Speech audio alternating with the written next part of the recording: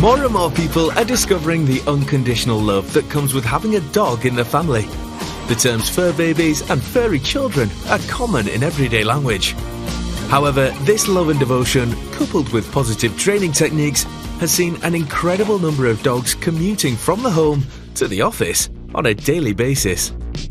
Dogs have held jobs for centuries, helping humans in a variety of roles, but the tasks achieved by our talented pooches and their dedicated trainers are becoming even more remarkable. Working dogs come from all backgrounds and are found in every corner of the globe, from the hot Australian outback to the snowfields of North America. Every dog has a job, whether it's out on the beat or fetching a ball.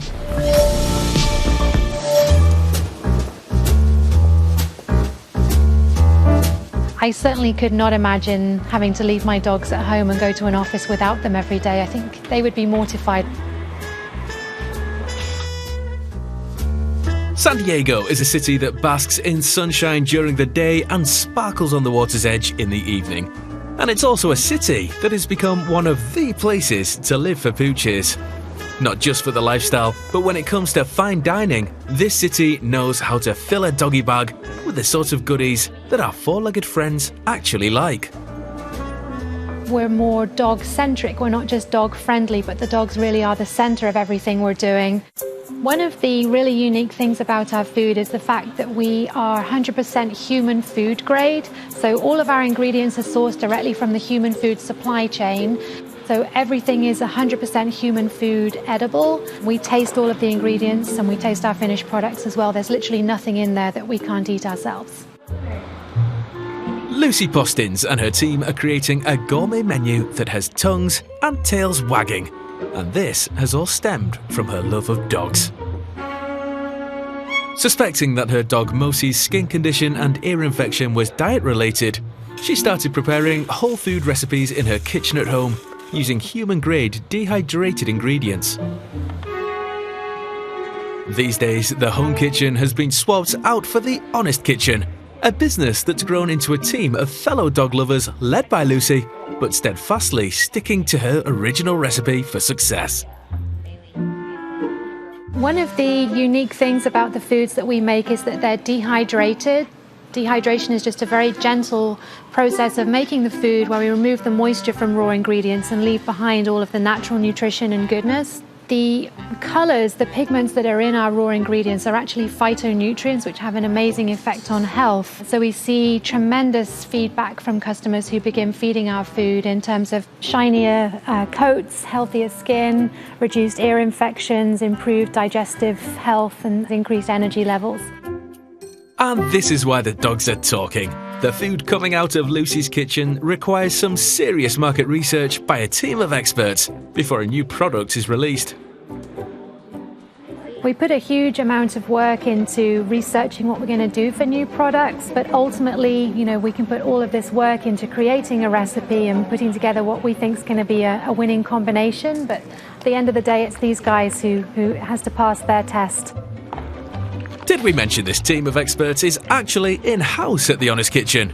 These purveyors of canine cuisine, these trendsetters of tasty treats, well, they're all companions of the people that work here.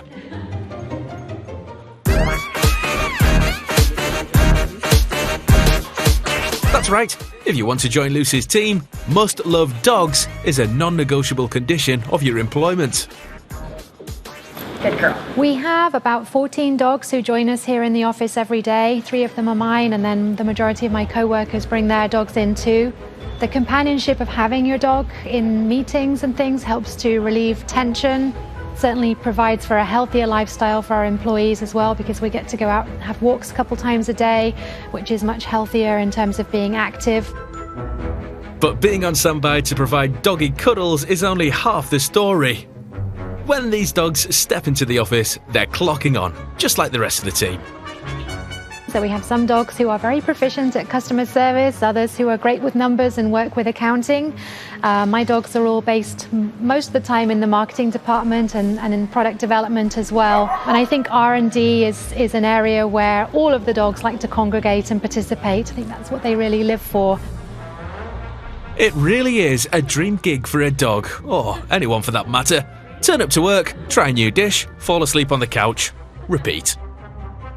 Generally dive right into the bowl with gusto. We have a couple of dogs here on staff who are a little bit more apprehensive when it comes to trying new things, so they tend to be the ones that we hone in on as far as if something doesn't taste quite right. From time to time, we've served up new recipe ideas with a little bit of trepidation. Some of our supplements and things don't necessarily have quite the same flavour as the foods and treats, so sometimes they'll give us a little bit of feedback that something maybe tastes a bit too strong, so we'll end up adjusting the formula and the recipe to make it more palatable so that it will pass their approval. They are the consumers, they're representing the consumers, and they're the ones who give an approval or not. Being on the workforce means participating in all aspects of office life, even the less popular activities. So one of the things about the office here is that we have lots of kind of communal meeting spaces, so loads of opportunities to sit down in different areas.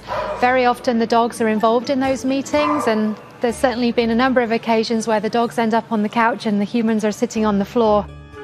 But for the dogs, it seems like meetings are just the pedestrian bits between the good stuff. From time to time we have yoga instructors come in and they'll do a yoga class for both the human employees and the dogs. We also do monthly chair massages for all our human employees, and we have a canine massage therapist who comes in and gives the dogs a workover as well at the same time.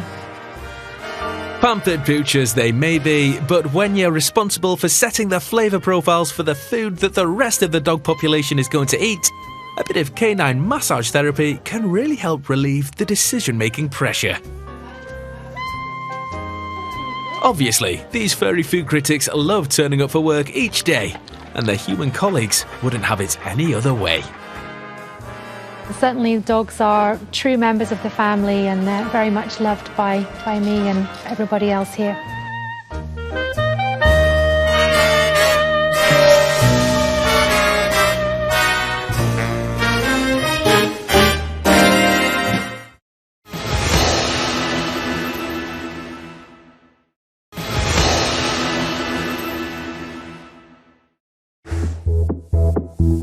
When you're training to be at the top of your game, it can be grueling, intense, and seemingly endless. This is certainly the case for these rowers who are aiming high for the national team. But for them, this demanding journey is mixed with a lot of heartwarming affection, thanks to a rather extraordinary rowing rocket.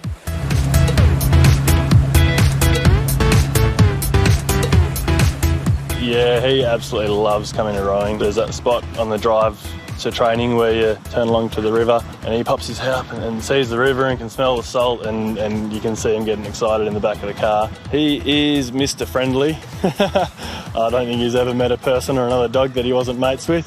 Yeah, he definitely just really keeps everyone happy. Rocket is Michael Glory's right-hand dog.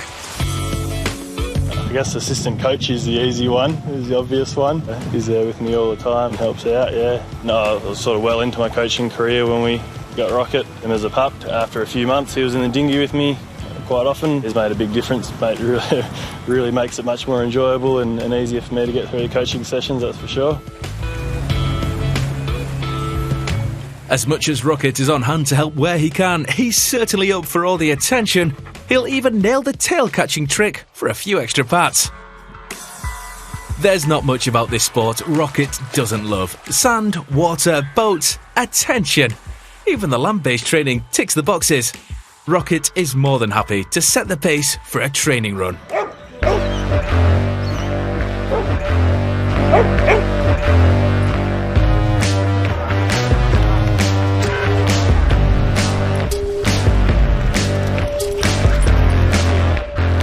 He's also ready and willing to rally the troops, barking a few words of motivation, but knows it's good to conserve a little energy too. Although Rocket seems to be the only one to get away with a little downtime, clearly this is one of the assistant coach privileges. But once Michael hits the track, Rocket is on the move. These two stick together when it comes to a good run. But Rocket doesn't neglect his other duties. He has his team well trained to know that squats can be just as beneficial when you include patting the dog as part of the sequence. Rocket's job is to just keep everyone happy, keep everyone motivated, and and keep everyone enjoying themselves. I guess they really love his positive influence as well. Yeah, they're training 10 times a week. It's pretty tiring when you're down at the shed at 5 a.m. It's pretty hard to be grumpy when Rocket's running around licking you and saying g'day and barking at the tinny and stuff. It's definitely a positive influence on everyone. Michael and his rowers leave nothing to chance. This is a sport they all love and their goals are high, but it does take its toll. I guess that motivation is generated from the athletes, but really well supported by Rocket. It can be hard. Sometimes, people forget that they do rowing because they enjoy it. You're doing 10 sessions a week, you're tired, you're grumpy, and just having something to remind you that you're there because you enjoy it is, I know it sounds a bit crazy, but it is really important to have that motivation to think we're here because we love it, not for any other reason. Today we've got some of our top athletes looking for a spot in the Australian under-23 lightweight team. We'll go out and we'll get their warm-up done. There'll be a few technical drills. We'll see how they're going and see which aspects of their technique needs to be worked on. From there, we'll decide what sort of drills and exercises we're going to do to try and get those things nutted out and get the boat moving at maximum speed. Quite different seeing a dog in a dinghy riding along beside you, and we look forward to it. He just sort of spices it up a little bit, He's actually well behaved and he's not a pest, and he brings a bit of a spark into the session, makes it a little bit less boring, and you'll hear Glory getting annoyed at him for something and you go, okay, bit of a distraction. Rocket's just there as a reminder that the coach is nearby. I guess you'll hear him barking at the water and stuff like that. It's funny coming down, he's sitting in the dinghy, he'll run around the shed, cause a bit of ruckus. It's just a little pick-me-up. It's always good when you're doing the same thing over and over again as the sport is. It's just something a bit different to come down and see. It's a good dog, you get to sort of play with him and stuff like that. Not only does Rocket keep the enthusiasm high at each session, he's also a true loyal friend, offering support whenever he can. Coaching can be a very stressful thing. I've got 60 to 80 athletes I'm responsible for and entered in a lot of events, and that all sort of comes on me. If it goes well and good, if it doesn't go well, there's a lot to reflect on, a lot that sort of carry with me fairly heavily, and having an influence like Rocket there to just remind me I'm there for fun and I'm here because I enjoy it. It's really beneficial. Sounds a bit silly, but he's someone good to talk to. He doesn't talk back, but when I'm doubting myself, I can run it by Rocket, and he's just got a way of getting that vibe across to back myself and believe in myself and trust my decisions. Rocket excels in his role as assistant coach. From barking orders to offering a friendly doggy smile, his focus is always on the game plan. Being a Border Collie Belgian Shepherd mix, he has a bundle of energy and is extremely clever and, of course, always willing to please.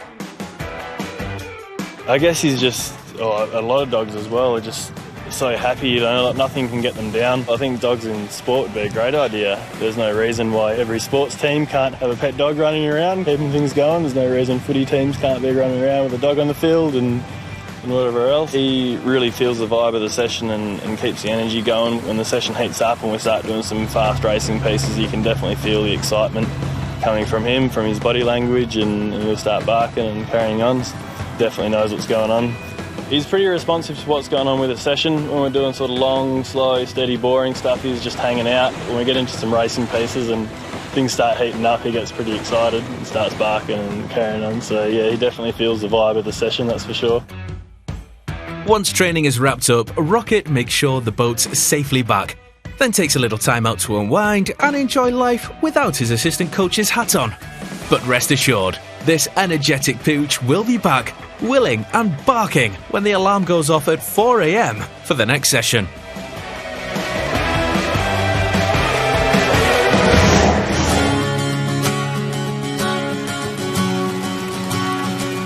There comes a time in life where you may be faced with the need to go into a care facility.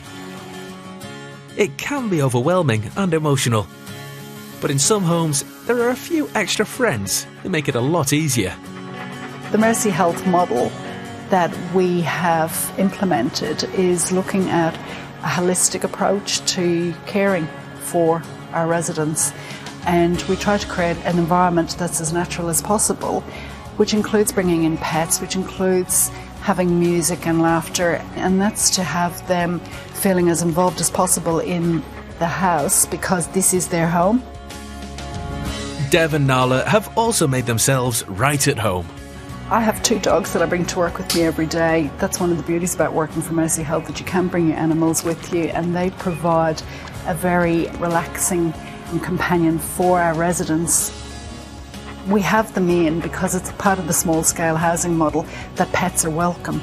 I mean, it's been proven that pets provide good therapy for residents, especially our residents with dementia. I find even they come out of themselves and they're laughing and patting the dogs, and they really are excited to see them. This is a two-way street. Whilst the residents are enthusiastic about having a couple of fun-loving furry friends, Dev and Nala think it's pretty good too. In this knitting circle, the pattern is knit one, purl one, pat one. Or maybe 2 pats. After all, the dogs are inseparable. I love dogs. We've always had dogs. I like the fact there's someone else has got to brush them and take them walkies and things like that and pick up after them. Border Collies are highly intelligent dogs, so they need to be kept busy, but some have been known to suffer separation anxiety. However, when your job is hanging around people all day, the odds are looking good. It really makes it a home for the residents. It makes it more, just say, happy and lively. Not wanting to be left out of any activity, Dev and Nala are the ideal companions to have on board. Not only do they provide company, but they're always on hand just in case a little morsel goes astray. It's about leaving your home to go to another home. It's about providing people with independence. We allow people to continue to live life as best as they can. We're just there to support. We're there in the background to provide support if they need it, not to take over their lives and make decisions for them.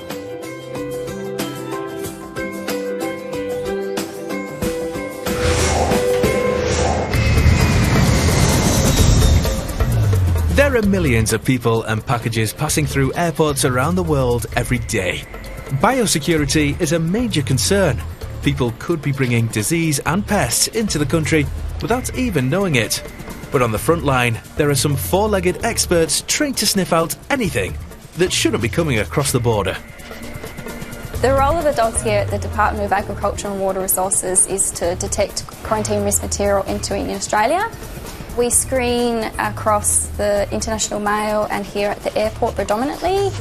We screen passengers and mail articles.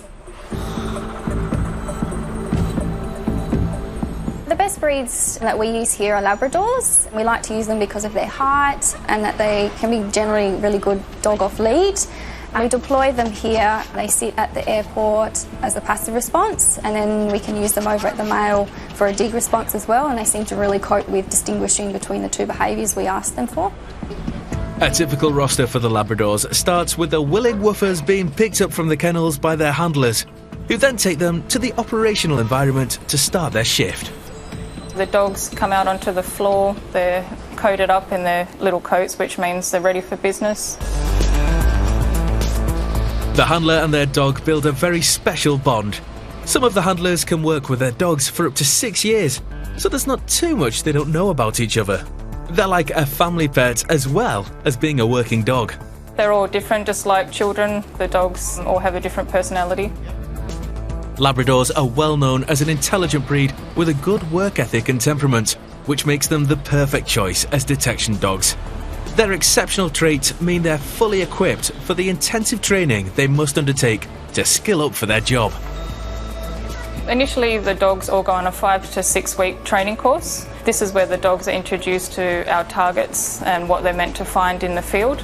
The dogs are then deployed into the operational environment. So initially they start at the airport and then they're assigned to a handler. From then on, it's ongoing training just to make sure the dogs are working efficiently. Hundreds of thousands of mail items come through each day. The dog's role is to make sure none of the high-risk items that can affect Australia are coming through. The dogs sniff out any of the parcels that might contain the scent they've been trained to detect. The dogs will dig at the source of the odour to indicate to the handler that there could be high-risk items on the conveyor belt. The good thing about the dogs is they can screen passengers at a fast rate. That's why they're very efficient. At the airport, we use a passive response, which means when the dog sits down and indicates to an odour, the dog is rewarded with food. At the mail centre, the dog's rewarded with play, so we use rolled up tea towels which act as a dummy, and then that's thrown around and the dog loves to play, and then we play a game of tug of war as well. These amazing dogs are always on duty, keeping us safe from disease and pests 24 hours a day, 7 days a week.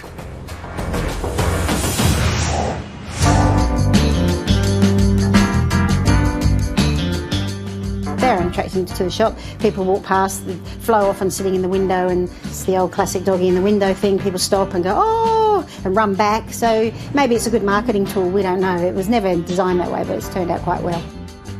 Flo and her mate Hudson are two rather large pets who hang out in two very narrow side-by-side shops. The old boy sits there and sometimes people have to step around him. Hudson's often under the desk anyway, and people probably just think I smell. Hudson.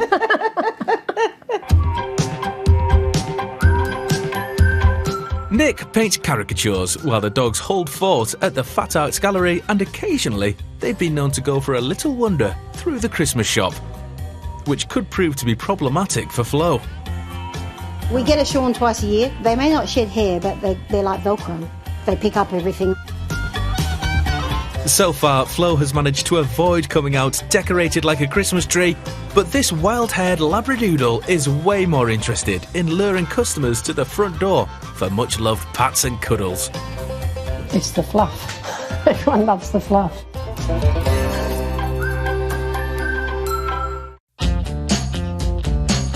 Labradoodles are a crossbreed between a Labrador Retriever and a Poodle and come in a range of sizes.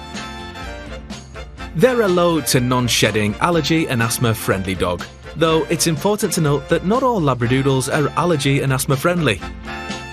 This is determined by the texture of the coat, and worth checking out with a breeder before you decide which adorable pooch to get. They make great family pets, being gentle and naturally good with children. And of course, this playful, shaggy breed attracts a lot of attention when out and about. But when it comes to shop life, as much as Flo loves the limelight, hanging out with Hudson in the gallery is a great way to spend the day. He's got a really good personality. Flo's just crazy. She's certainly brought more life into the old boy, that's for sure.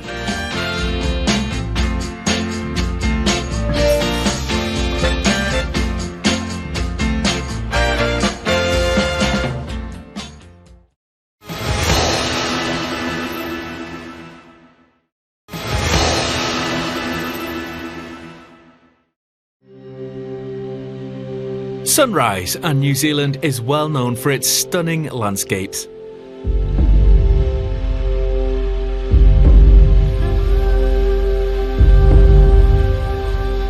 Nestled in amongst it all, at the kennels of the Real Dog Company, Rose and Nigel are preparing their dogs for a sled ride through the scenic forests of Ranfurly, all without a hint of snow.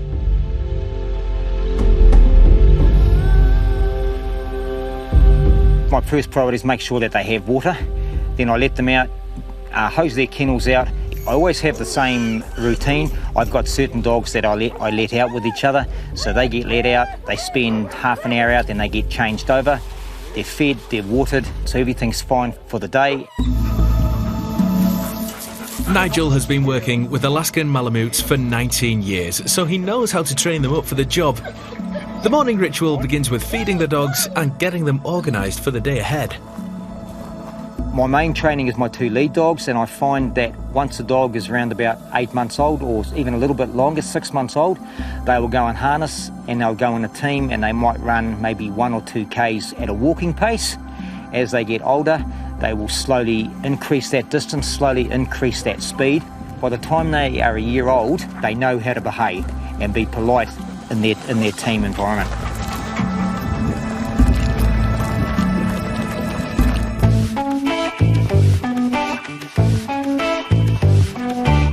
As well as the dog sledding, Nigel and Rose are busy hand-making products for working pooches. Nigel is an ex-policeman who enjoys nothing more than getting behind the sewing machine to knock up sets of dog booties. I had an order for a pink set of dog booties. They were a large size, so it's probably for a Malamute who may have an injury, or whoever owns that dog will be getting set with all the required sled dog items for the coming winter.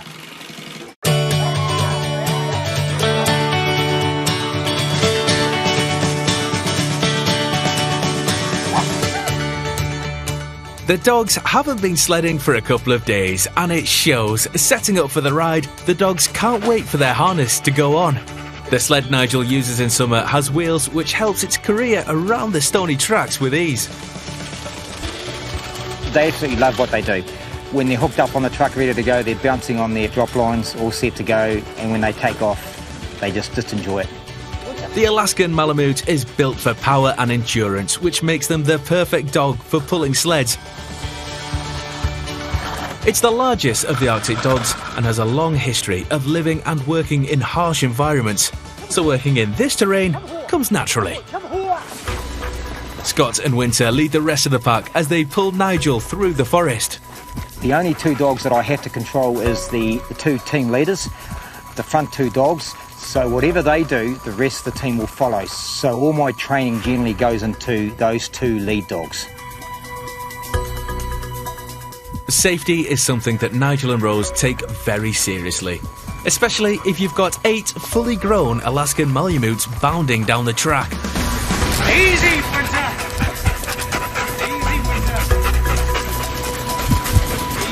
To be honest, I don't have to think about anything. It's only my own safety. The dogs will do what they're told. They'll turn most of the corners. They'll stop when I tell them to. But when I'm taking people for rides, it's just a bit extra responsibility that I have to be aware of. For me personally, no major concerns. My dogs are very good. All the dogs are related, which has produced a first-class team of sled dogs. We've been breeding for many, many years. For the last 7 years, we've kept to the same lines that we have because we found that we have the same father, same mother, because they have produced the best dogs that we have ever had. Whether it's winter or summer, being taken for a ride by a pack of beautiful Alaskan Malamutes is an experience you'll never forget.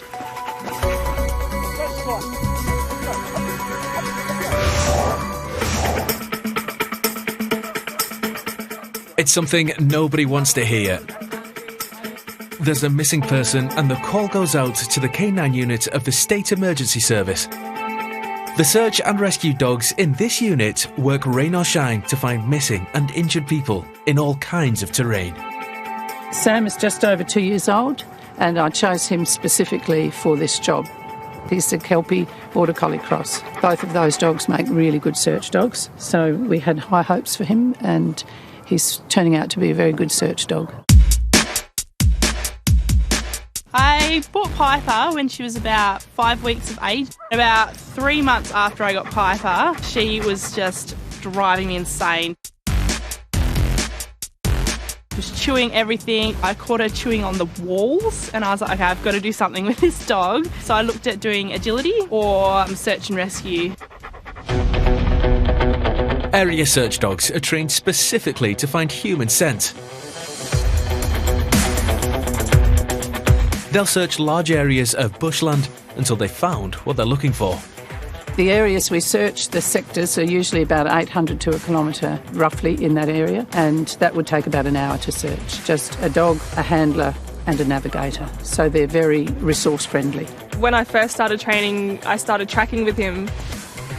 And he was excellent at what he did. He was a really good tracker. Unfortunately, I just wasn't strong enough to keep up with him, and I'd often be flying on the end of the lead.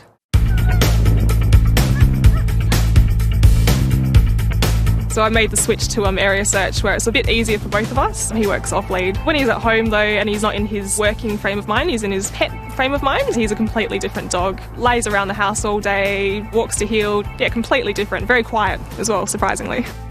Once the dogs have got their gear on, it's down to business, whether it's for training or out on the job.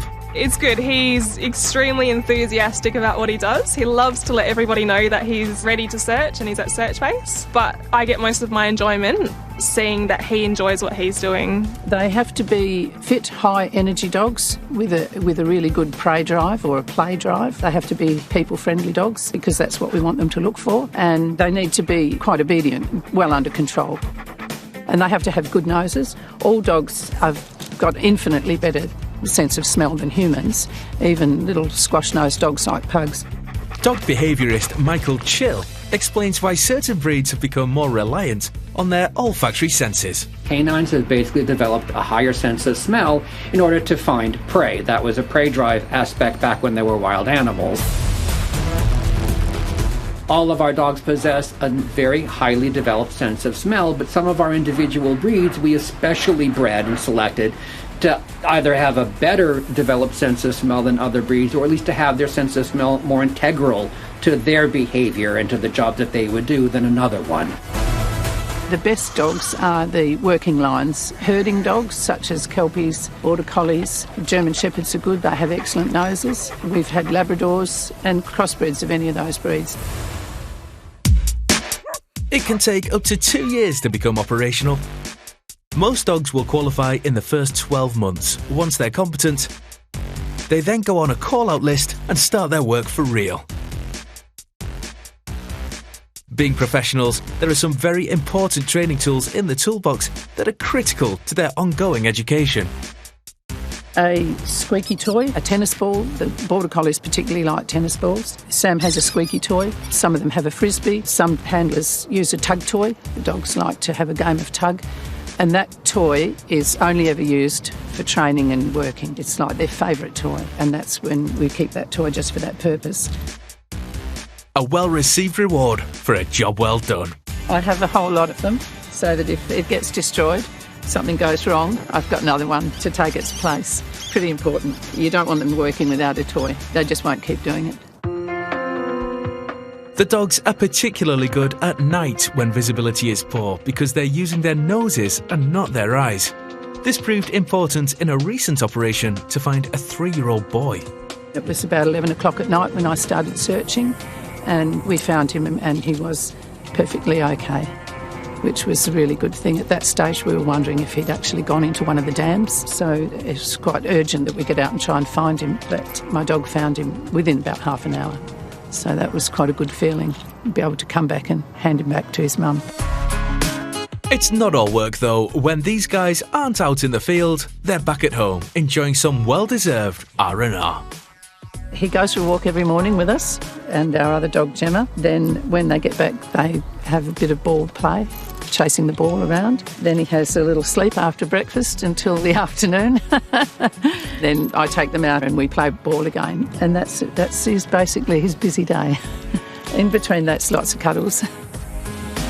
I love what I do. No more late Saturday nights, granted, but lots of early morning Sundays and all sorts of weather. 38-degree weather in the summer when it's pouring down. I've been hailed on, been in the middle of thunderstorms. It's definitely an experience, but I wouldn't trade it for anything. I enjoy it because she enjoys it, and of course you get to meet some really awesome people in the unit as well, and all their dogs.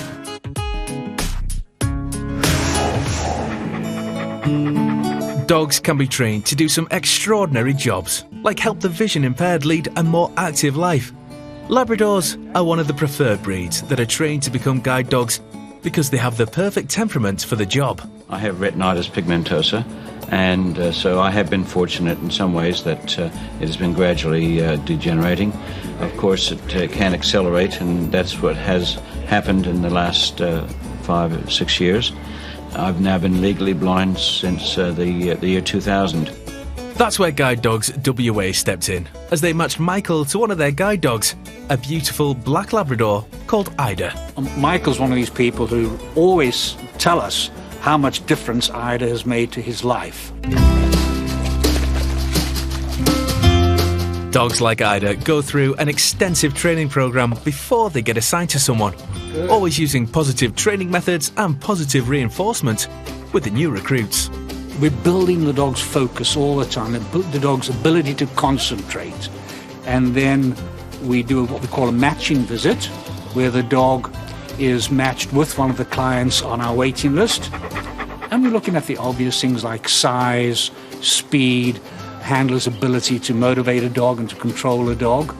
And we then do a very intensive, minimum 4-week training program with the client, teaching the client how to continue the dog's training. We use probably three main methods of communicating between the handler and the dog. Body posture and body position is one part of that communication. Hand movement is another part, and of course the most important is the vocal command. Once the dog has graduated, it's ready to move in with its new family. Michael and Ida's relationship is inseparable. She's given me the freedom to be able to move around. Before I had Ida, I was using a cane, and of course one tends to look at one's feet all the time, and my posture was not very good. And of course, using the cane, you're not quite as quick. Now with my little girl here, we walk with the best. Ida is always listening for Michael's command wherever they go. Her entire focus is on him. Nothing will distract her from her important job. But it's not all work. You've got to have some downtime. There's nothing Ida enjoys more than playing tug-of-war with her favourite toy. And thanks to Ida, Michael can now enjoy his downtime, hanging out at his local bowling club, working on his perfect game, while Ida keeps an eye on the score.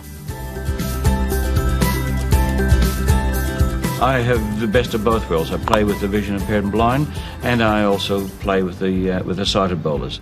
They take the mickey out of me whenever they can, but they're a great bunch of fellas, and I have a great camaraderie with them. You know, I play 3-4 days of the week, and it's just a wonderful outlet for me. It gives me exercise. Ida's very, very apt. She knows what a bowling green looks like, and she thinks, oh well, here's my chance to have a bit of a sleep.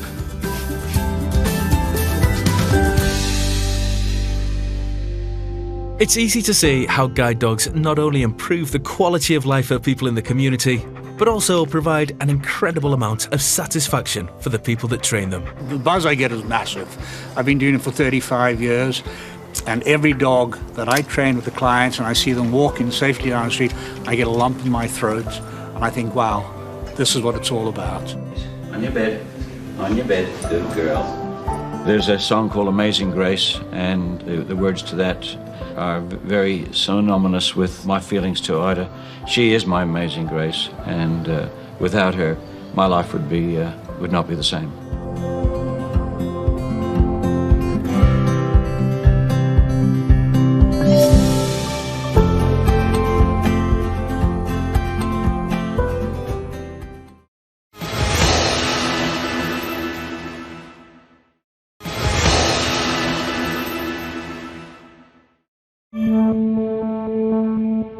Losing your hearing can have a devastating impact on your life, but thankfully you can now have a four-legged set of ears that will alert you of anything that might be happening around the house. Hearing dogs alert people to sounds in the home, everyday sounds that they can't hear. So they work for the deaf and severely hearing impaired. Ruby's our demonstration dog.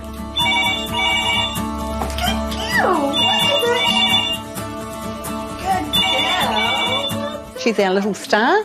We use her to teach other people what we do and to do demonstrations for us. The breed isn't specific for hearing dogs. It's not one specific breed. Lots of breeds, in fact, lots of dogs could be hearing dogs. Scott, who is one of the recipients, has seen the benefits of having a hearing dog by his side. The training involved is specific to sounds in the home, including the phone, the doorbell, the cooker timer and smoke alarm. The training cottage is a simulated home where dogs learn how to work to sounds, and they love it. We train them to do the signs at the same time we train them to do everything. So everything is trained with both a sign command and voice. Some recipients are profoundly deaf. It's really critical that all dogs know how to do the sign.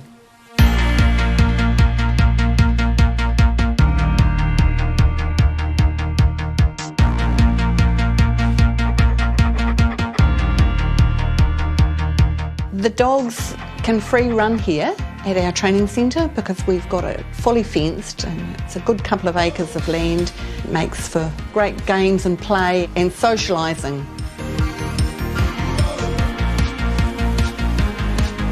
When the dogs leave here, they're really well socialised because they've been able to free play with all their classmates.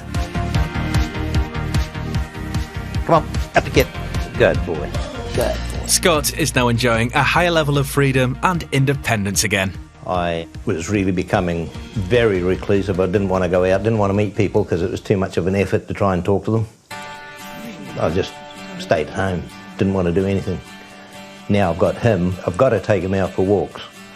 So when you go out, especially where we go, there's lots of other people there with dogs. And surprisingly, you don't know the people's names, but you always remember the dog's names. Having Ben around is certainly having a profound effect on Scott's marriage. Well, I say to people that I think he'd get rid of me before he got rid of his dog. Not true, Ben can't cook. Apart from the obvious benefits of having a cute dog like Ben around the house, Scott's little mate can also save his life. But he sleeps beside the bed, and if the smoke alarm goes, he jumps up and he wakes you up. And as soon as you say, what is it? Instead of taking you somewhere, he just lies flat on the ground and I know that there's a fire. So you just get out. Ben's a super little hearing dog and he's really changed his recipient's life. Thanks, Scotty. When Miriam is trying to find Scott, she knows Ben knows exactly where he'll be. In the shed. He came to them at a time when things were getting harder and harder with Scotty's hearing as it progressively got worse. He's a great companion for Scotty, and I think that can't be underestimated about a hearing dog, is the companionship that they bring. If the doorbell or somebody knocks on the door, he comes and he's supposed to pat me on the knee, but because I wear shorts and he's got quite sharp claws, he just sort of barks. So I follow him wherever he wants to go, and if it's the doorbell, he takes me to the door. If he takes me to the phone, it's a waste of time because I can't hear on the phone.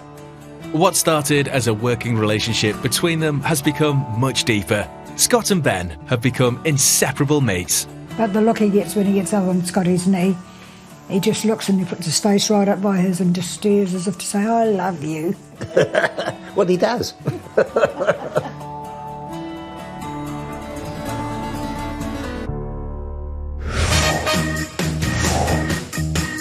Working dogs come in all shapes and sizes, from pure breeds to mixed breeds, and whether they're shy or gregarious, there always seems to be a role that will suit nearly every dog.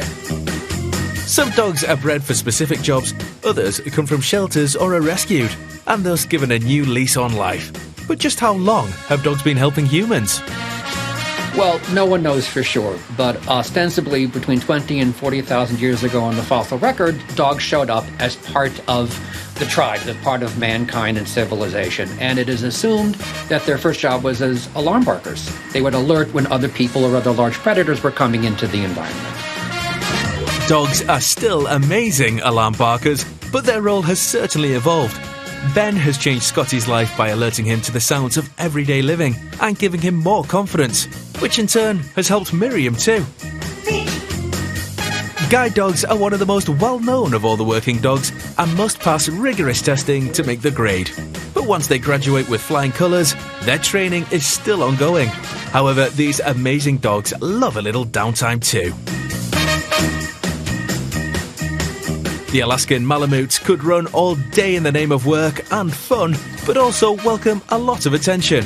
These incredible social animals never say no to a cuddle and always aim to please. Keeping our borders safe from pests and diseases is a remarkable team of four-legged experts, eager to track scents, knowing there's a playtime reward for their hard work. And when it comes to being a rowing rocket, it's more about a natural affinity for the job. But this is certainly one pooch who's made this role his own, tail catching included. Trusting your favourite pooch is key for so many dogs in the workforce, from providing friendship in a retirement village to being responsible in a search and rescue team. These dogs know when it's time to work and put their best paw forward. Different breeds are suited to different roles, but some furry friends qualify for almost any job, like being the official taste tester in an innovative pet food company, or showing you could be the cutest doggy in the window. No matter what skills your dog has, there's always a wonderful job that will see your pooch claim the title of top dog.